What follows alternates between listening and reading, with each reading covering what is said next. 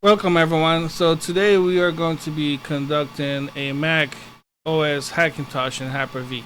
Basically, we're going to install Mac on a HyperV box. Just so you know though, this only is working for Intel i-series CPUs only. So if you have anything like the Xeon, Pentium, Celeron, or if you're on an AMD chip and you try to do this with the Hyper-V on it, you're going to run into a lot of problems. I haven't been able to get it to work on anything else but Intel. So without further ado, let's get started. I want you to take note of this IP address, not IP address, this link, and it will be in the description, right? So you can easily go to it. So this is being hosted by BA Lopez 83. Shout out to my man's on the GitHub. And he has the latest version over here. So you want to go to the latest release and click on it, and you will see all this information. Scroll down and you want to install or download the UEFI right there. And you're going to need this later on for your build. And then secondly, what you want to do, you want to go to OpenCore as well, and this is being hosted by Acid and Anthera. Shout out to them as well for hosting these. And you want to go to the latest release on this one as well, and then go ahead and do the download for these. Once you have the latest downloads, I want you to go to a new folder. So I have all of these already created. I want you to create a new folder, and inside of that folder we need to extract and do a few things. So first and foremost, I have already created a folder here that I'll be working with, and then the actual file itself will be compressed. What I need for you to do is uncompress it. So you're going to extract the contents, and once you extract this one, like the UEFI for example, you will see the VHDX that's there. Similar situation when you do the OpenCore, you should see a whole bunch of additional stuff that's also here as well. So the next phase that we're going to do, we're going to go to Python, and I want you to go to downloads and download Python for your box. And we're going to go ahead and open this up because we need to do it. We need to do the installation of Python, but we're going to do a customized installation right here. Make sure all of this is checked and add for all users, and then click next. So here I want to install Python for all users and then add the Python to the environment. And then I'm going to go ahead and click install, accept.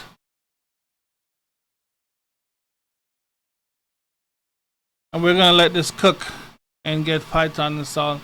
Normally Python only take a few seconds because it's really a fast installation, so you don't have to stress over it. It should be done like here shortly.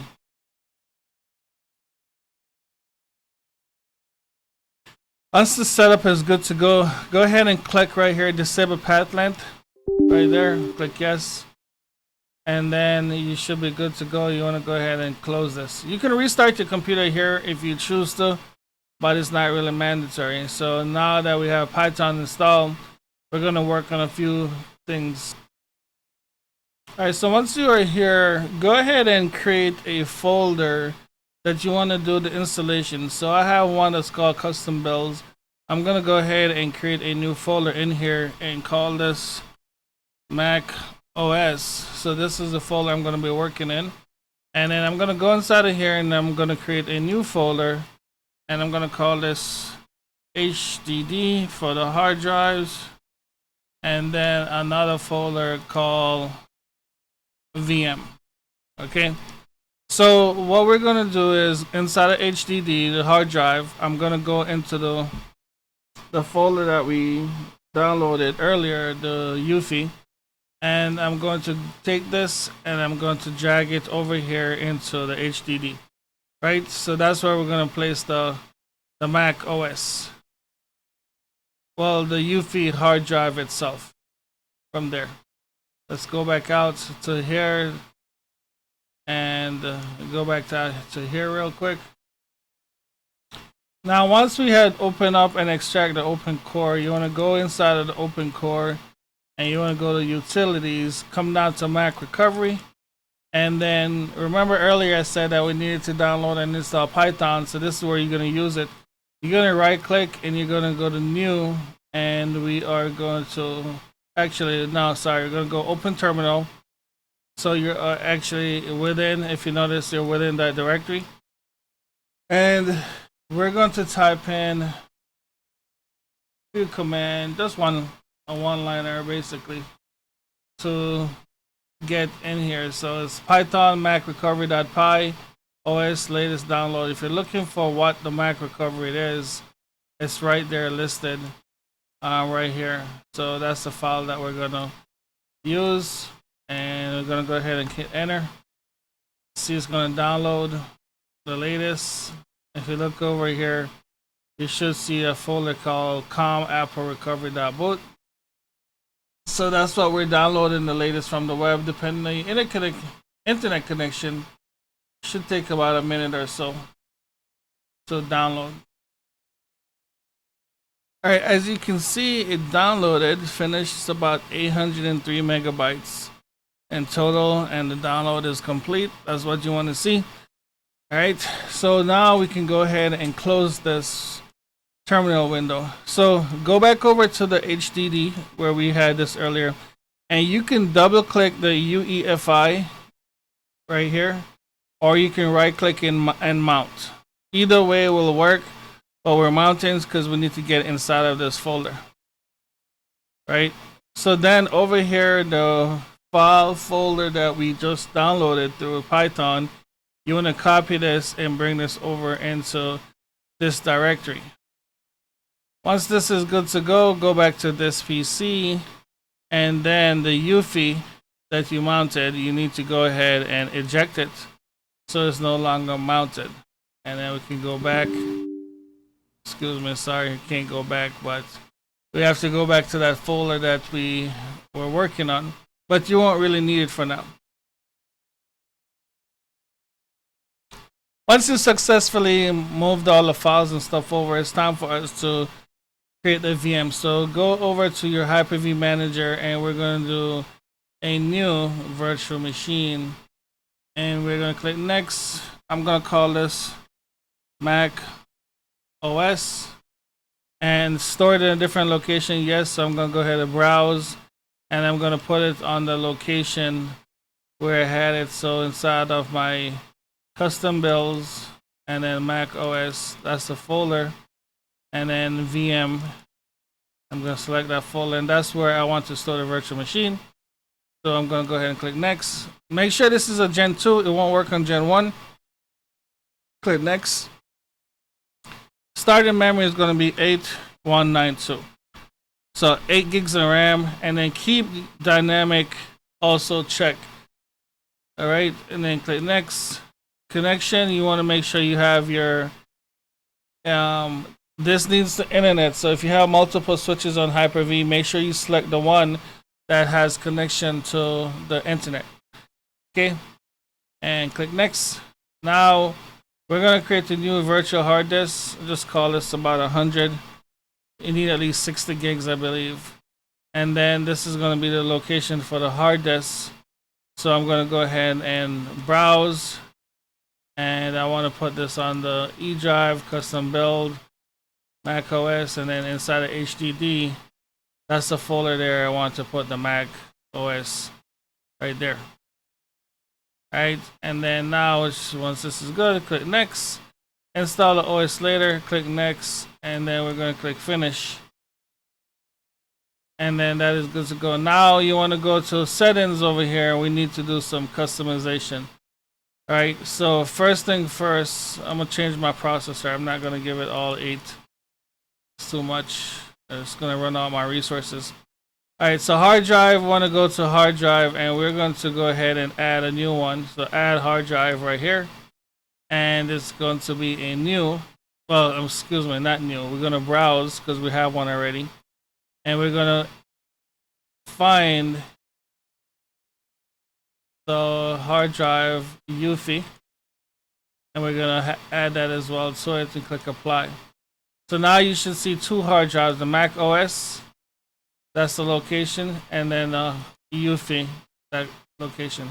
Let's go up to the firmware where it boots, and we need to change the way this boots. So we're gonna move UEFI needs to be number 1, and then a network adapter will be last. That means OS will be second. Okay, memory is good, hard drives are good, and the network. Make sure that this is on your LAN that goes out, and then we're going to keep coming down the list.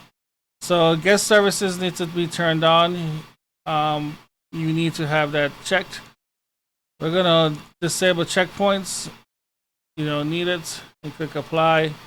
Make sure all of these are click apply. And this should be it for this entire customization. So we'll check everything. Oh, also secure boot needs to be disabled. You definitely don't want that. We're gonna click also apply here. Okay, so once this is checked off and everything looks good, I'm gonna click OK, and I'm gonna go ahead and click connect, and let's connect to this box. So we're gonna click start. And if everything was good to go, you should see, there you go. So you will hit enter here, and this is going to run. Pay attention to this screen, it's going to help you. But so far, if I go ahead and blow this up, this is what you want to see, and this is going to run. So I'm going to pause here and then check right periodically throughout the process. And don't worry, you're gonna have to reboot a couple times. And it looks like this. Yours might be different, but you're gonna see a whole bunch of stuff just running across the screen, just like this. So if everything goes well and it goes through all of whatever that was running on the screen, you should come to the end result of here. So you're going to go to this utility, and we're going to click continue. And then in here, we're going to select the MSFT virtual disk that we created, which was 100 and something gigs. We're going to go ahead and click erase up top.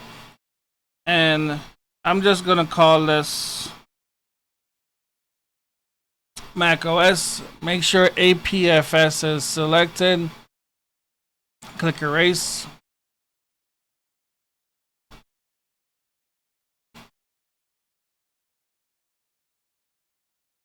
Once this is done, click done, and then you can close out of this utility. Now we're going to go up to reinstall macOS and click continue.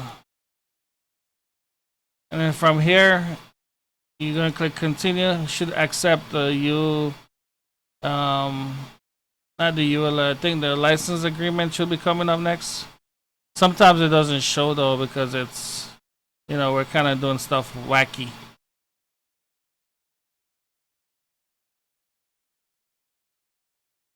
And this is the part I'm saying it, like it says accept the terms and agreements, but it says it's not available. It's weird. But go ahead and accept anyways, and then click I agree. Now you select the disk that you want to install. Is this Sequoia? I don't even know what the name is. And then we're going to go ahead and click continue. And this is going to show about 2 hours, but literally it takes about an hour and a half to get this fully installed. There will be a couple restarts into the process, so bear in mind that you just need to keep watching your computer, and whenever it prompts you, just hit enter and just let it restart and restart and restart through the process. Eventually, you will get there. So I'm going to go ahead and pause this video, and we're going to work it through. Okay, as you can see now, the real time got broken down to like 39 minutes. So depending on my connection, this is how long it's going to take to download this image, since it's actually downloading the macOS image from the internet. So just stay tuned and watch it while it works. Now at this point during the installation, you may run into a few errors. such like this one. Sometimes you get that on the screen, it's all scrambled. Don't be alarmed, just go ahead and we're going to bring this down and just stop or turn off the box. There's something I forgot to show you guys, so let's go back to settings and we need to go to UEFI and go to edit, and we need to make this a little bit, so we need to expand and meet next. So the current size of this is normally 1 gigs and it needs a little bit more room to install, so I'm just going to go ahead and put 4 right here and then click next and click finish and then click OK. Then go back and start the process. You should see it looks like this now, right? And then it's going to continue to run again. You will run into a few little errors here and there normally on the screen, but it's just pretty much asking you for a restart.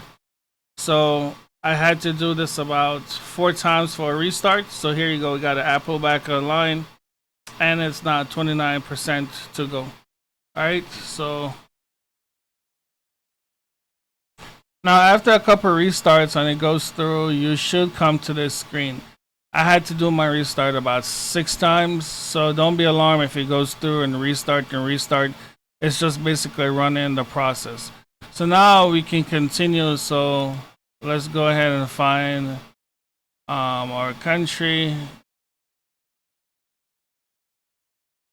and then click continue. Now here you can do the written or spoken languages. This is preferred. Everything is good to go, so I'm going to click continue. Okay, everything here is fine, just not now.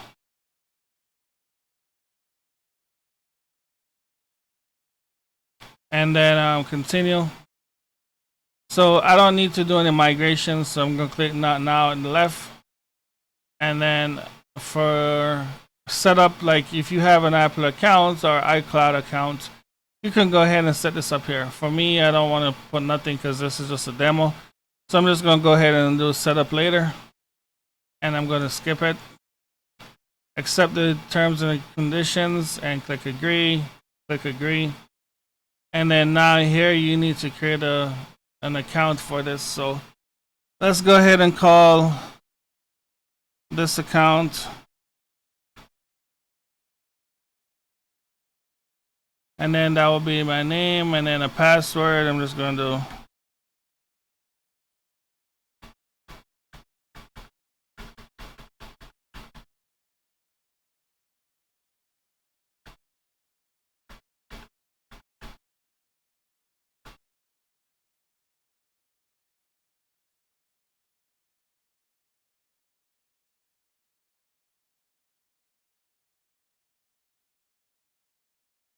click continue once you create your account.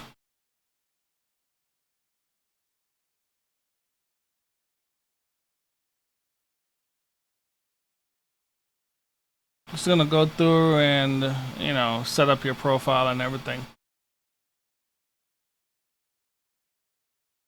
All right, location services you can enable. I'm not going to. We're just going to continue. And then are you sure you don't want to? Yep. Don't use.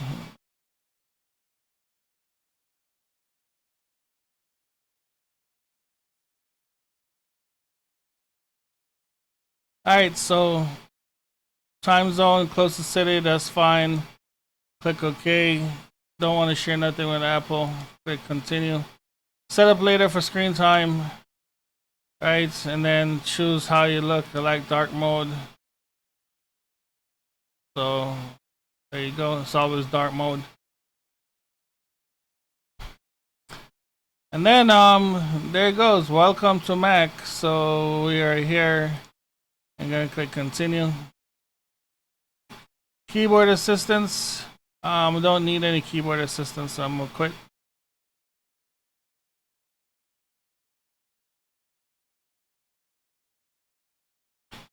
And your screen should look something similar to this.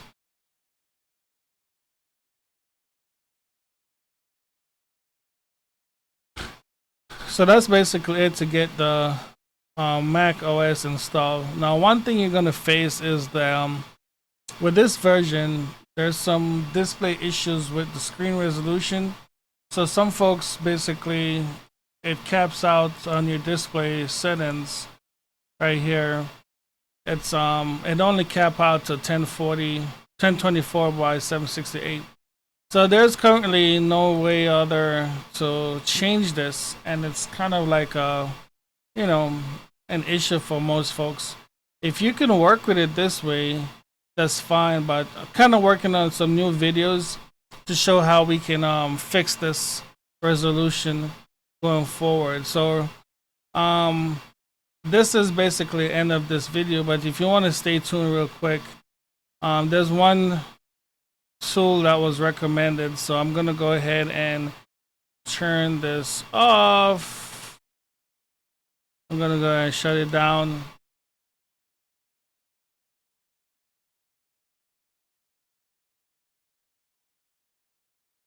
So then once it's shut down, I'm going to go back to my HyperV and I'm going to try to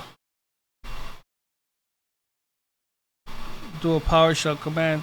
So this was recommended by Microsoft to set the video, set VM, the VM name, macOS, and then the resolution, right?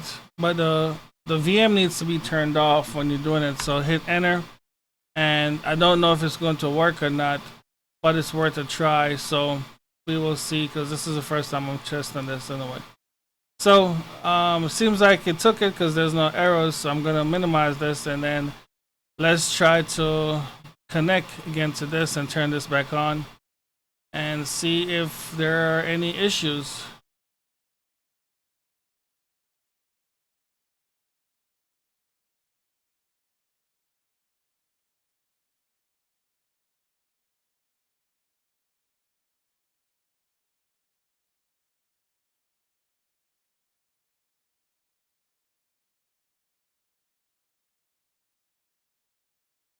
So it seems that the screen resolution is still the same.